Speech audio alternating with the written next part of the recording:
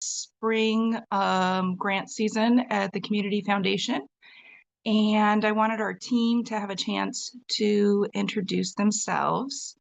Alicia, do you want to get us? You want to start with you? Sure. Good morning, folks. Welcome. My name is Alicia Krupski. I use pronouns she and or they. I am the program coordinator here at the Community Foundation, and I oversee our field of interest funds. And I'll pass it to Emily. Morning, everyone. My name is Emily Narvison. I'm the Grants and Scholarships Program Assistant. I've been here for about 5 months, and yeah. And I am Anna Boyd-Busey. I'm the Interim Director of Grants and Programs. I did this session last year, took a little break, and I'm back. And there may be another not interim Grants and Program Director in a few months, but I will be here to ensure everything's smooth and see us all through this process. I wanted to go over our, Emily, can we see the slide 2, please?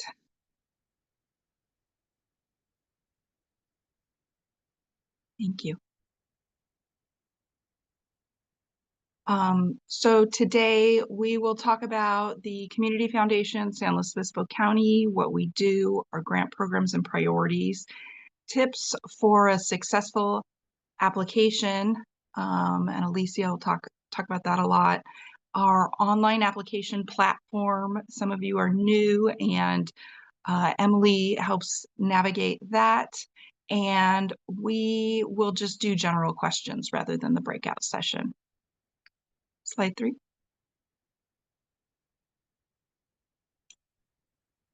So since 1998, the Community Foundation has supported our county with grants and scholarships totaling over $70 million.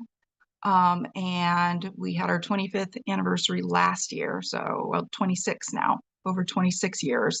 The foundation assets under management have grown from 500,000 when they started to over 87 million, and provide support for all aspects of our community into perpetuity. In 2024, Community Foundation SLO awarded over 4 million in grants and scholarships.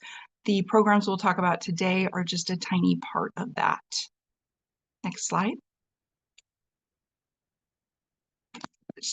So we get a lot of questions about, if you have all this money, why are these grants so small? And I think the real money is always in the donor advised funds, or the DAFs. So we don't control them, but sometimes they ask staff to present ideas to them. Not always. Some donor advised funds are managed by donors who already know what they want to give to, but sometimes they ask staff for input, or they say, I really want to support fill in the blank cause. And who do you recommend? What are some good organizations?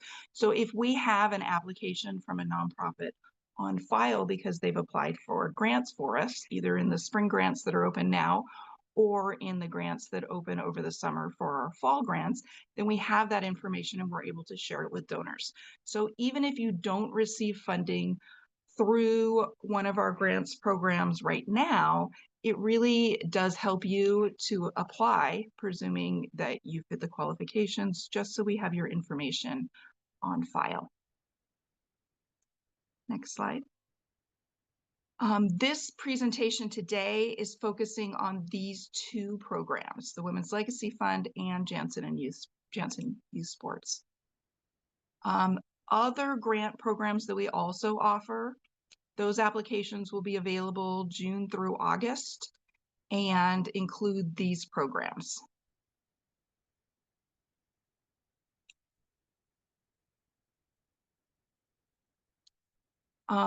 Who's eligible to apply? Programs benefiting San Luis Obispo County residents. It's gotta help people in San Luis Obispo County. If you have a program for outside of the county, if you serve maybe a tri-county area, as long as the funding is directed toward people in San Luis Obispo County, and you're very clear about that, then you are eligible.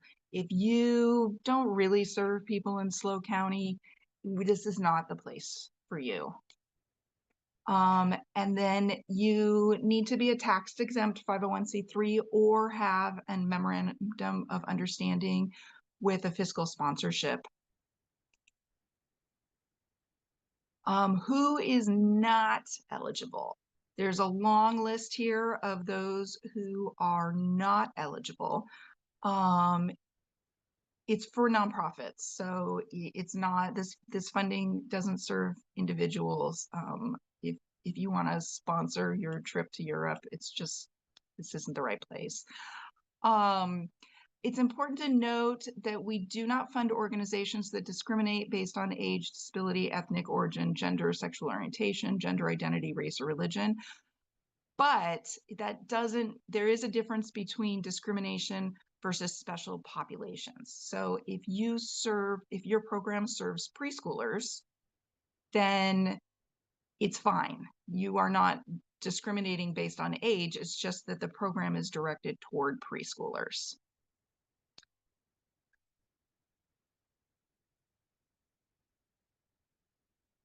These are the general community foundation eligibility questions. They're not specific to Women's Legacy Fund and Janssen. We'll talk about those in a minute.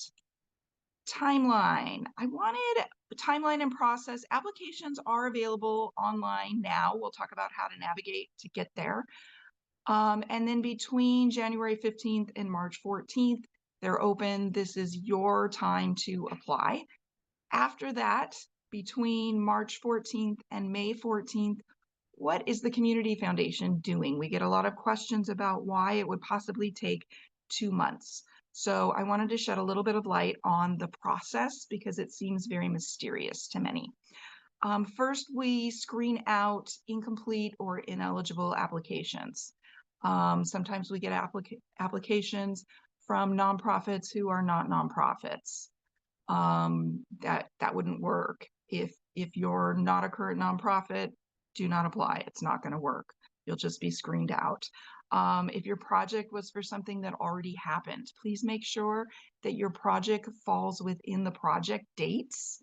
So they start after you receive the funding in mid-May and they end at the end of the grant term, whether that's a 1-year project with Women's Legacy Fund and Janssen, or Women's Legacy Fund has an option for a 2-year project, in which case you have 2 years to complete them.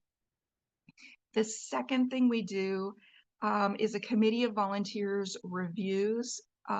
Volunteer reviewers read the application and they score them on a scale of 1 to 5 based on the review criteria that's published in the request for proposals that you read before you apply. So you know what those volunteer reviewers are looking for in your application. After they read them and they score them, they meet to discuss the top scoring applications and choose from among those who to fund and how much. Different volunteers score for different applications, so please don't cross-reference applications because different people are reading them. We've had applications where I think an applicant got tired, so they wrote one full nice application, and then for the other program, they wrote see other application. It's different reviewers, so obviously that application didn't score very well because they didn't have the information. They don't cross-reference different applications. If this information is the same and you were applying for 2 programs, you could always cut and paste. After that, the Community Foundation Grants Committee and Board approve these, which takes it's a process going through approvals, and then staff processes the funding. There's a lot of things happening. We're not just making you hold your breath for 2 months. I promise we're doing lots and lots of things. Please note that application deadline, March 14th. Board notifications are somewhere in mid-May, and then the project dates, because those are important things. Take a screenshot if you want, just so you remember those. Alicia, you're up. Thank you. Okay, Thank you, Anna. So I'm going to talk to you first today about the Women's Legacy Fund. I would like to acknowledge that we have one of our wonderful co-chairs here with us today from the Women's Legacy Fund, Linda Powell-McMillan, who is also one of our founding legacy leaders. So she's here to support this presentation and answer questions as well. All right, so let's get into it. Women's Legacy Fund. It was established by the Community Foundation in 2003 as an endowment fund. Their mission is to be a catalyst for philanthropy that improves the lives of women and girls in San Luis Obispo County. And it's the only fund in San Luis Obispo County that targets support for women and girls alone. This fund is guided by a volunteer advisory committee. And one of the things that's really cool about it is that it is not a single donor advised fund. It is a community sourced fund. So it exists because of gifts from over 1,600 donors, our wonderful advisory committee volunteers, and our volunteers who help with our grant making process as well. And since inception, the fund has awarded over $755,000 in grants that's gone back out to the community. So let's talk about grants. Oh, next slide, please.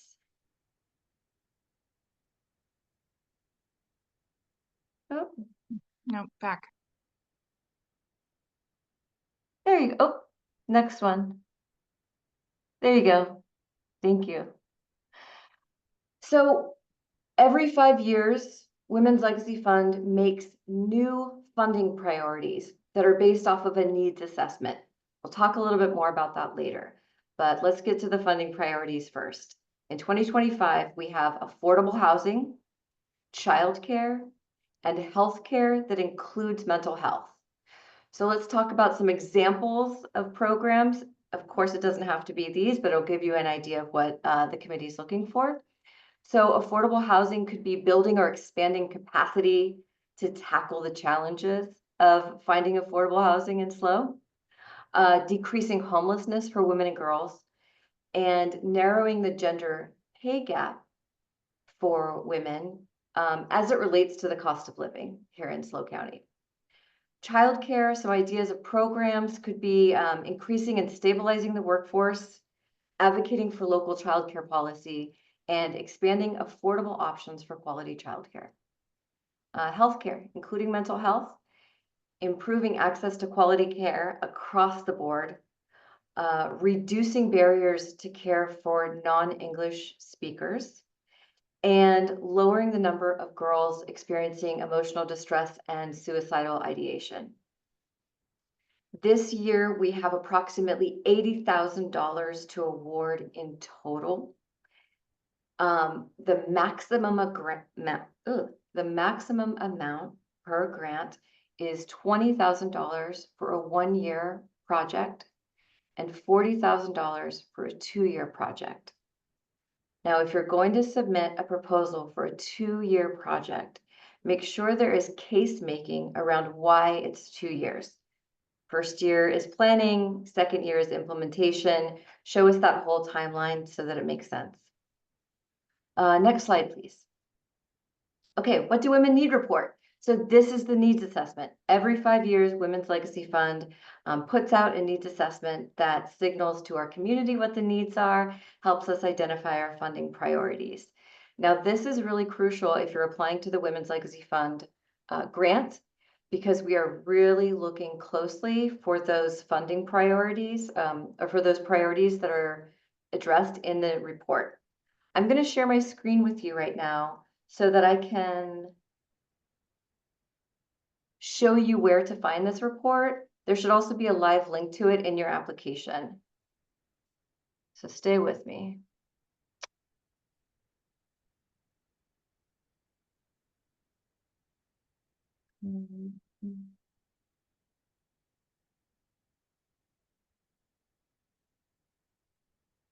So here we are at the home page of the Community Foundation website, cfsloco.org. We're going to look at About Us. and we're going to go down to this data center. This data center is cool because it shows us community reports and data across all different demographics. So this can support a variety of grant making, but for Women's Legacy Fund specific populations. And we've got it right here. What do women need report? So if you click on that, it'll lead you to a PDF that will help break down the needs in these 3 different areas. All right. Let's move on now to the Janssen Youth and Youth Sports. Know that we will have time at the end of this presentation to answer your questions about either one of these. Next slide, please, Emily. Can you see the Janssen Youth Sports slide? Okay. Oh, you got it. Thank you. Okay, so Robert Janssen Foundation and Youth Sports Fund provides support for local nonprofit organizations in SLO County with the primary goal of youth enrichment. This can be a sports program. This can be another youth enrichment program as well. What they're looking for is that these programs reflect the Search Institute's 40 developmental assets. There will be a live link to the Search Institute's 40 developmental assets in the application, so you can go and look through those.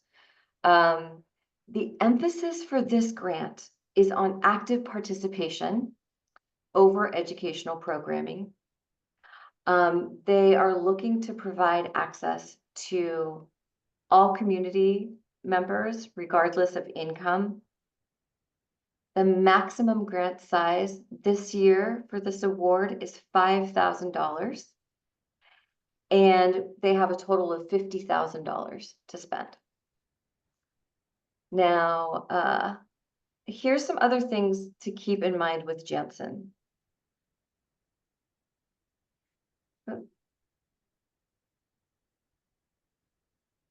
All right.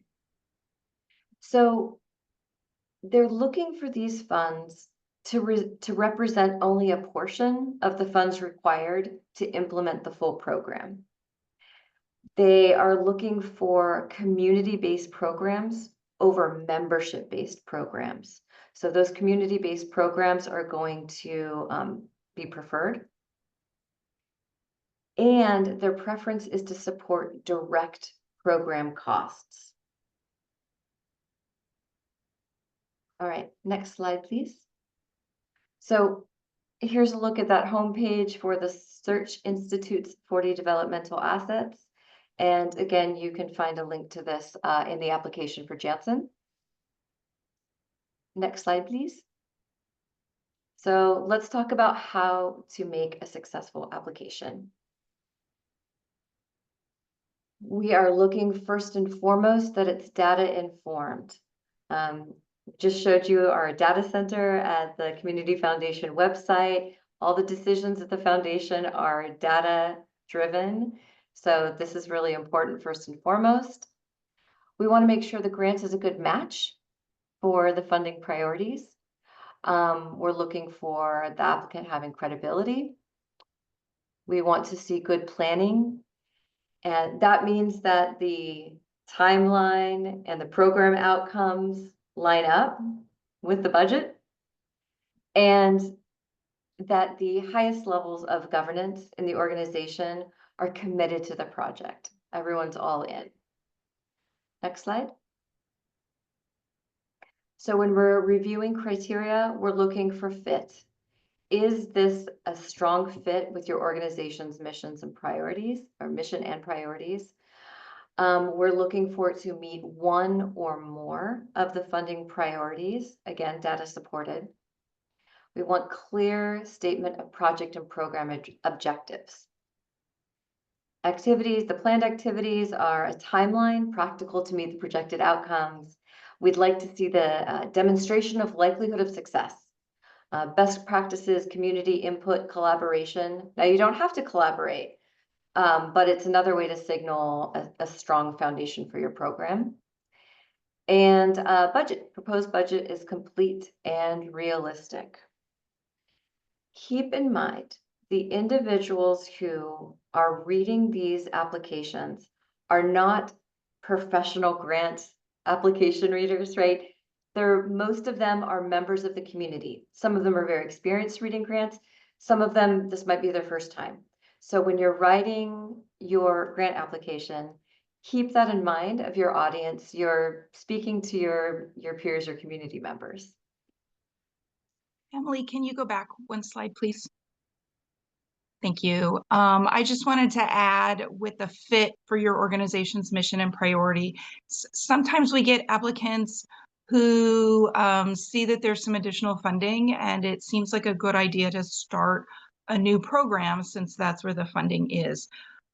So make sure that, for instance, for Janssen, if you do not start a youth sports program because there is a small grant available from Janssen. If your mission is a food distribution, this probably isn't the right fit. However, if you have a youth program where it does seem like it's a good fit with your mission and priority, then absolutely go for it and give that a go. And then really do look at, is this realistic? Because they are volunteers, like Alicia said, who are reading these, and they need to really understand what is it that you're doing, and is it really going to fit?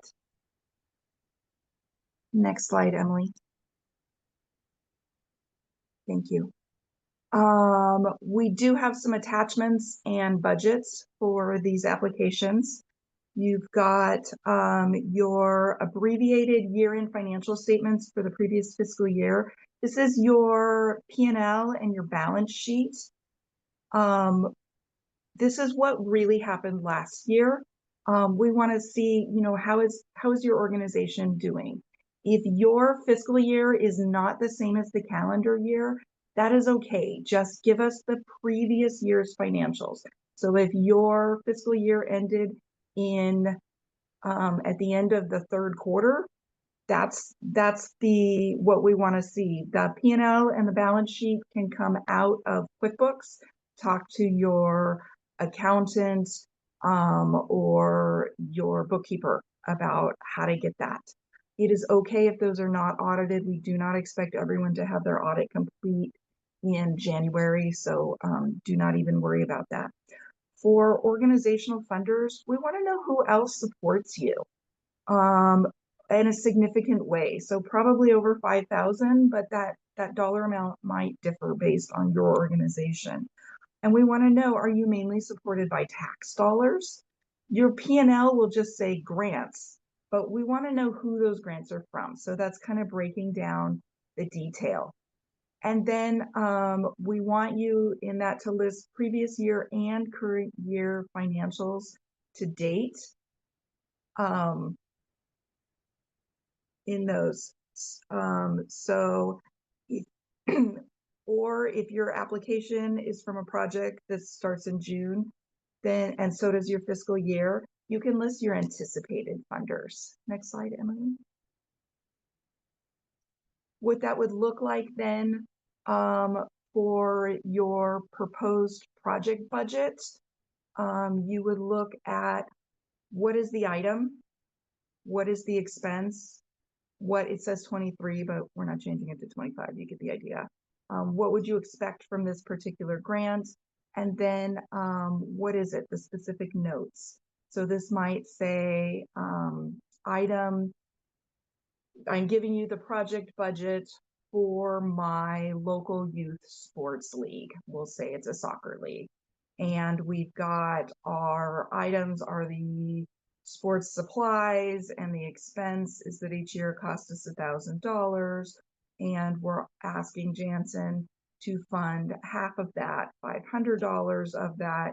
And the specific grant fund use and notes would be the uniforms and the soccer balls, and any notes that go in there. The next item might be, we need a defibrillator. The new regulations require that. It costs, whatever it costs, $5,000, and we're asking Janssen to pay for half of that or all of that. And then you can explain, you know, your notes. Let's say only asking for half from Janssen because so-and-so is funding it, the rest. And that makes it really clear to our readers who is going to fund this, and how the Janssen Fund or the Women's Legacy Fund fits into that bigger picture. It's important to note with Janssen, they really want direct service. I would discourage requesting staff salaries, even if they are providing direct service. Next slide.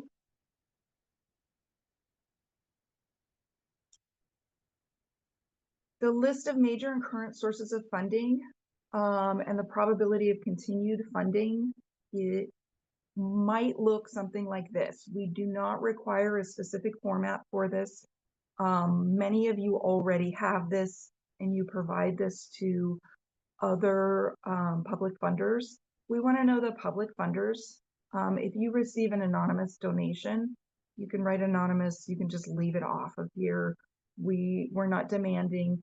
Please do not print out your 25-page list of all accounts receivable from the previous year and attach that to your application. We do not want that, please. And it's helpful to know that as we give these packets to our readers, attachments should be short, 1 or 2 pages.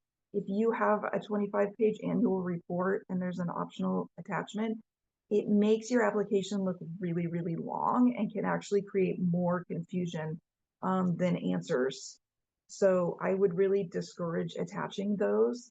And again, providing your major and current sources of funding, this should be 1 page, possibly 2 if you're a larger organization. They're just the significant sources of funding. And then we want to know what happened last year. And I know it says 22, 23 because it's an example, but what happened last year, your last fiscal year, and what do you expect for the coming fiscal year? These are pretty standard ones.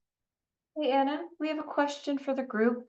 When we're Yes. talking about funders, is this for this specific project or for funders for the overall organization? This one would be funding for the overall organization. The Community Foundation would like to know who else supports your organization. This helps us sort of assess what type of organization are you, who are your supporters? Good question, thank you. Next slide. And I'm going to turn this over to Emily to talk about the online application and the specifics of that. So I'm going to walk through the process of navigating the website, including how to create an account, the requirements for completing the application, and how to locate and access submitted applications. So to find our grants, you can go to the website here where the link is. And to go to that, you're going to hover over the Nonprofits tab and then click on Available Grants. After you click on the available grants, you'll find the grants that are available on this landing page. You can scroll to the bottom of the page, and this is where you'll find the instructions. This is a little bit different this year. The link is at the bottom, which is circled right here in the red, and it's called the Online Grants Management Portal. Once you click that link, it will take you to another page that shows the grants that are available. You can click on either Apply or View More Details for the grant that you're eligible for, or you can scroll to the top of the page. It's a little interesting. You'll have to scroll all the way to the top, and the right-hand corner, you'll find the login if you already have an account. So if you click the Apply button, it'll take you to this page right here. You can either create a new account if you don't already have one, or you can log in with the credentials that you do have. If you have any issues with your email or your password, you can reset it, or you can contact me and I'll reach out to support and help you figure that out. If you had any changes with the account, you can add an additional user in the portal. You'll hover over that top right corner and you can click on Manage Members, and then you'll get to another page, which I'll show you.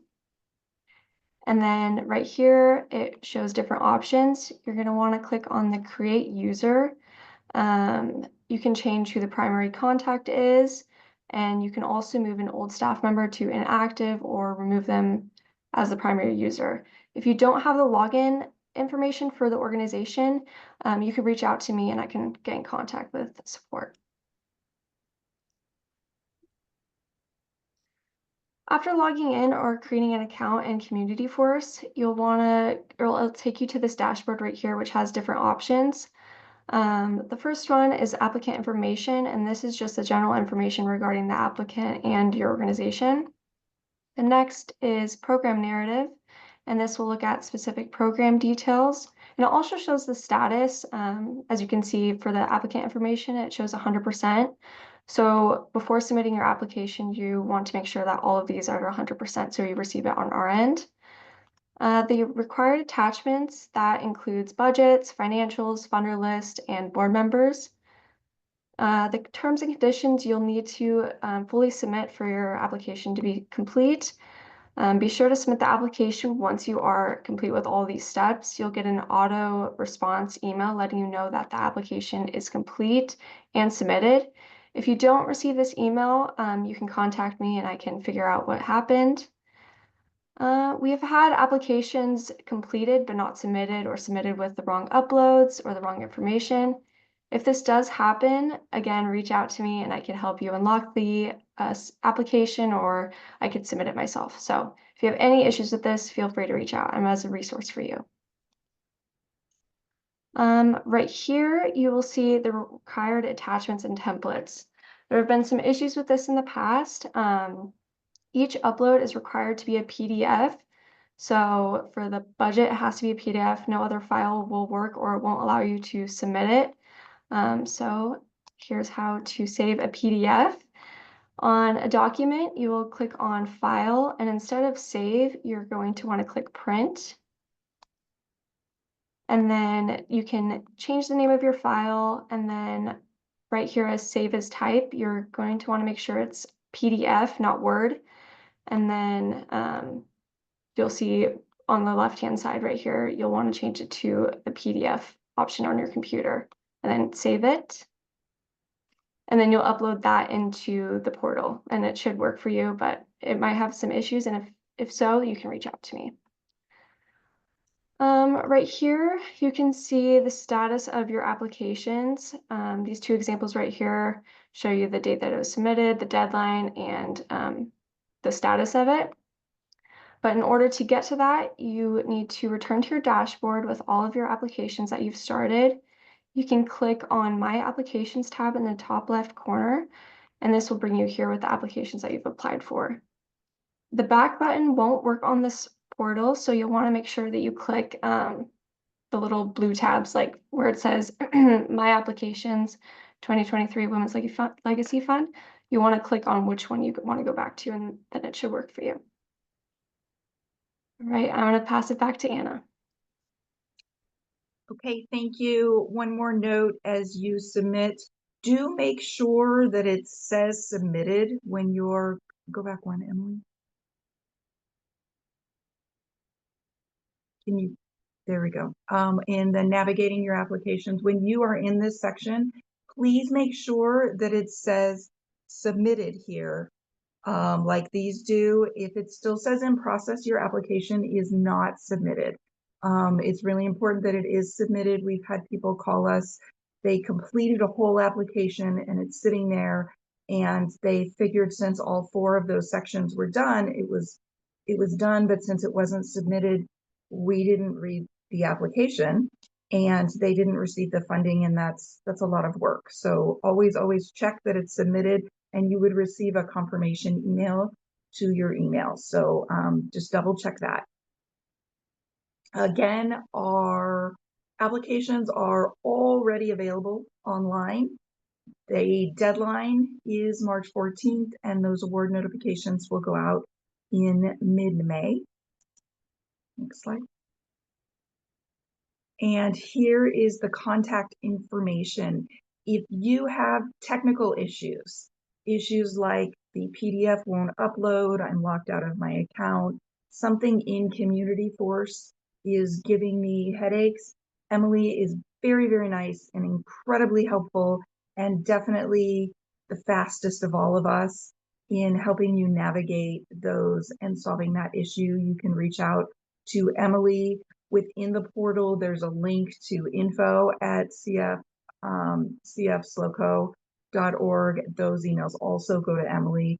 She is your woman for those technical issues. If you have questions specific to the funds that you are applying for, Alicia can help you with those, or I can also help out with and these are more like, is my program eligible? Is it a good fit? I think I'm technically eligible, but I'm not really sure my application would be competitive. Hey, can I run this program by you instead of spending all of hours completing an application? Hopefully the application doesn't take a long time, but please, you're welcome to reach out to either Alicia or myself to run the program by us and get some information. Again, if you have questions on the additional funders or the budget or something like that, again, those are the type of questions that could go to Alicia or myself. The recording for this presentation will be available on our website sometime soon, probably later this week. Next slide. I'm going to open this up for questions and thank everybody for joining us. Do we have any questions? And Emily, if you can kind of monitor the chat where those are, or if someone wants to raise hands.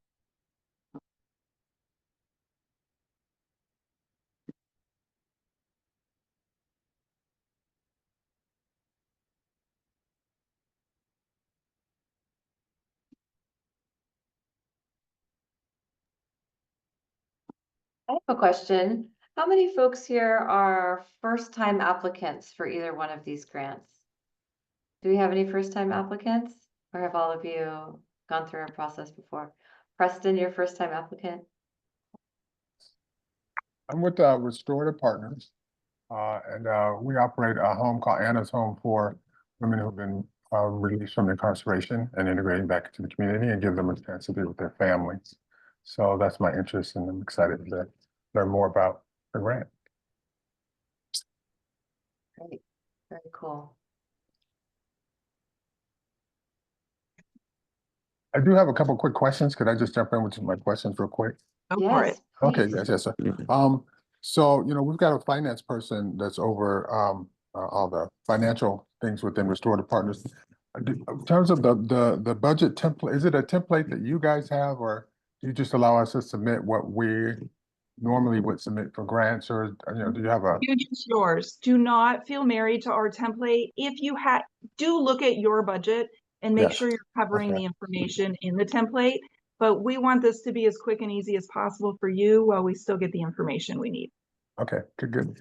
And then the other thing is with the checklist, as we're applying for the application, is there something to say, this is still outstanding, this is something we need, or do we need to monitor that kind of checklist on our own? The portal will say 100% after Okay. you've gotten all those items uploaded. And it's pretty clear on each one. Okay, great. Then my last question has to do with the grant on file, which I was really intrigued with, that you guys hold on to our applications in case one of your donors or sponsors actually has an opportunity to support, or we have an opportunity to support them. Do we send you updates on that, or is it sit for a year or 6 months? How do we kind of stay on your radar, if you will, of possible donors and others? That is really an excellent question. We love to hear about what's happening in your program. You can certainly add that grant manager to your newsletter. And then our director of grants and programs is seeing your monthly newsletters. Please don't add me to the daily update. Um, Oh, why not? Why But not? we love having the information, and it doesn't mean that our staff is reading every detail of it, but sometimes we catch important things going on.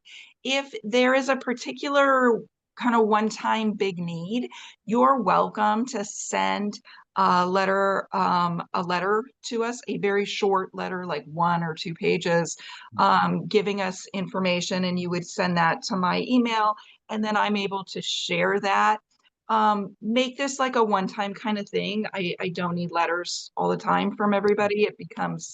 We start to tune out if there's too much going on. I always encourage everybody, apply if you're fit. Do not apply if you don't have, if your program isn't helping women and girls, don't apply for Women's Legacy Fund, just so that we have your application on file, of course. But do apply. And I think if it's within the last year or so, it's a current application, and we'll share those. We're looking for information.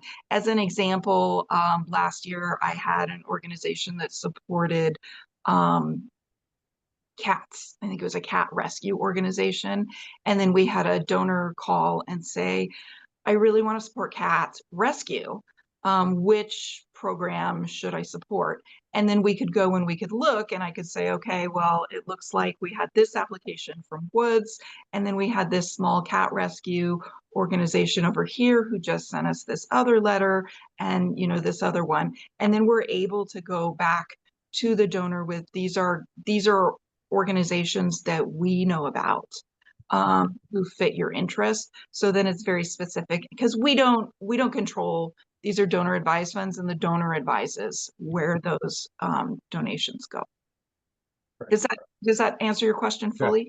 Yes, absolutely. And I do appreciate the opportunity to give organizations to connect with you on that level. So yes, absolutely. Thank you. Thank you.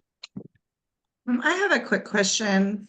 I'm at Paso Robles Youth Arts Center, and I thank you for a really good presentation today. For the Women's Legacy Fund grant, would we create a program? Would we have a program that only was for women and girls, only for girls? Or could we have boys in the program, but it majority were girls or something like that? Like, I feel like it would be really limiting to do something that would exclude boys, but I'm just kind of wondering how that funding would work. Alicia, do you want to take that one? Yeah, that's a good question. We have definitely had that question before. So I would say that yes, the reviewers are looking for programs targeted to support women and girls.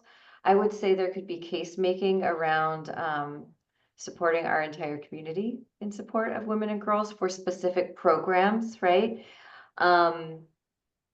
Perhaps there's a childcare element in there if it's an after school program. So once again, think about really how your program supports these funding priorities. We have, for example, supported, Boys and Girls Club. And so, yeah. Okay. I hope did that answer Yeah. your question? Well, kind of. Kind of. I have a program I want to get funded that I've been trying to get funded, and I think it's a really valuable program. And I'm just kind of wondering how I would structure it to, it would fit this grant really, really well, but I would hate to like create something that would be exclusionary in any way, even though I think it would mostly be of interest to more of a female person, more girls would probably be interested in the program. So anyway, okay, well, it's fine. I think I get what you're saying, and I will do my best. There is Barbie, go ahead. If you're probably covering it. Go Barbie, ahead. there is a section in the application where you indicate the population that this is targeted towards. So if you have some statistics around who's participating in your program, that could be really strong case making. Okay, great. Thank you so much. I appreciate it. Yeah.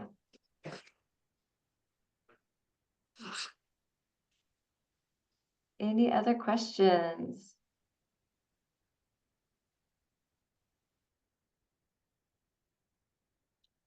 I just want to thank everybody for attending.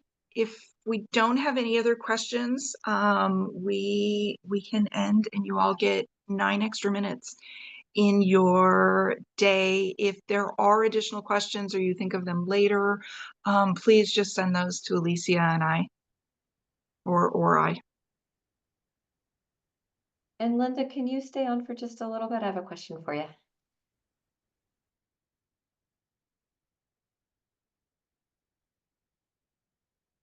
I think we can stop recording.